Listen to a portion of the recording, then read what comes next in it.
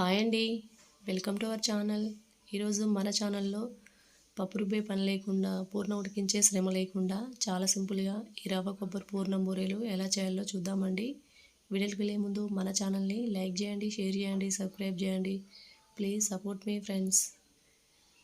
ఇప్పుడు ఒక బౌల్లోకి పచ్చి కొబ్బరిని తీసుకోవాలి. వీటిని ఇలా సన్నని ముక్కలుగా కట్ చేసుకొని మిక్సీ జార్లో వేసుకోవాలి. ఇప్పుడు ఇందులోకి ఫ్లేవర్ కోసం 3 యాలకులు వేసుకొని మూత పెట్టి ఇలా లైట్గా కోర్సులాగా గ్రైండ్ చేసుకొని పక్కన పెట్టుకోవాలి. ఇప్పుడు స్టవ్ మీద ఒక ప్యాన్ పెట్టుకొని అందులోకి 1 కప్పు వరకు పచ్చి కొబ్బరి తురుము, అదే కప్పుతోటి అరకప్పు వరకు బెల్లం, అరకప్పు వరకు వాటర్ వేసుకొని మంటని మీడియం ఫ్లేమ్లో పెట్టుకొని ఒకసారి అంతా బాగా కలుపుకుంటూ ఈ బెల్లాన్ని కరిగించుకోవాలి. ఇలా కంటిన్యూగా కలుపుకుంటూ బెల్లాన్ని కరిగించుకోవాలి. బెల్లం అనేది కరిగి ఇలా కొంచెం కాస్త దగ్గరికి అయ్యాక ఇప్పుడు ఇందులోకి 1 టేబుల్ స్పూన్ నెయ్యి, ఒక 2 టేబుల్ స్పూన్ల వరకు జీడిపప్పు పలుకులు వేసుకొని ఒకసారి అంతా బాగా కలిసేటట్టు కలుపుకోవాలి.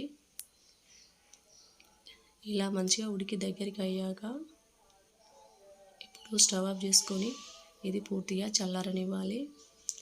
ఇప్పుడు స్టవ్ మీద మరో ప్యాన్ పెట్టుకొని అందులోకి 2 కప్పుల వరకు వాటర్ వేసుకోవాలి, అరకప్పు వరకు పాలు వేసుకోవాలి. ఇప్పుడు ఇందులోకి ఒక చిటికెడు సాల్ట్ వేసుకోవాలి. సాల్ట్ వేసుకోవడం వలన మనం చేసే స్వీట్ అనేది చప్పగా ఉండకుండా టేస్టీగా ఉంటుంది. ఇలా వాటర్ అనేది మరగడం స్టార్ట్ అయ్యాక ఏ కప్పుతో అయితే మనం కొబ్బరి తీసుకున్నామో అదే కప్పుతోటి 1 కప్పు వరకు బొంబాయి రవ్వ, సూజీ రవ్వ వేసుకొని మంటని లో ఫ్లేమ్లో పెట్టుకొని ఇలా కంటిన్యూగా కలుపుకుంటూ రవ్వని దగ్గరికి ఉడికించుకోవాలి. రవ్వని దగ్గరికి ఉడికాక ఇందులోకి 1 టేబుల్ స్పూన్ నెయ్యి వేసుకొని ఒకసారి అంతా బాగా కలిసేటట్టు కలుపుకొని ఇలా రవ్వ మంచిగా సాఫ్ట్గా ఉడికాక ఇప్పుడు స్టవ్ ఆఫ్ చేసుకొని పక్కన పెట్టుకోవాలి.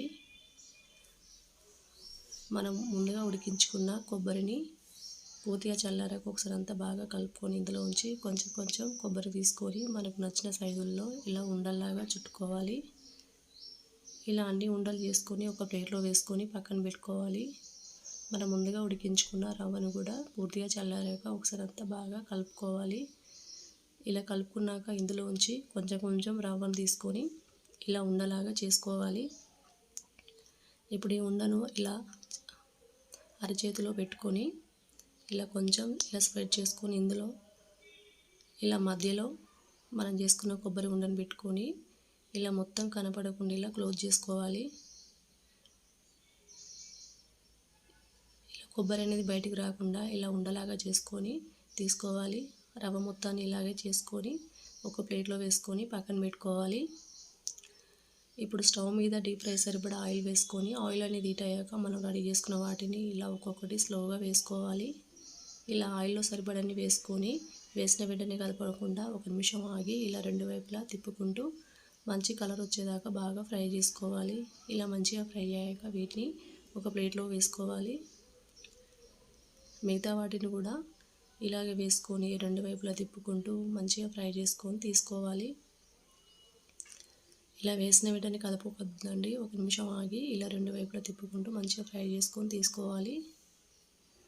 అంతేనండి, ఎంతో టేస్టీగా ఉండే రవ్వ కొబ్బరి పూర్ణం బూరెలు రెడీ అండి. పప్పు రుబ్బే పని లేకుండా, పూర్ణం ఉడికించే శ్రమ లేకుండా చాలా సింపుల్గా ఇవి మనం ఇలా రెడీ చేసుకోవచ్చు. టేస్ట్ మాత్రం సూపర్గా ఉంటాయి. చాలా మెత్తగా, చాలా టేస్టీగా ఉంటాయండి. ఈ సింపుల్ అండ్ టేస్టీ అయిన రవ్వ కొబ్బరి పూర్ణం బూరెలు రెసిపీ మీకు నచ్చినట్లయితే లైక్ చేయండి, షేర్ చేయండి, సబ్స్క్రైబ్ చేయండి. Please support me friends. Thanks for watching.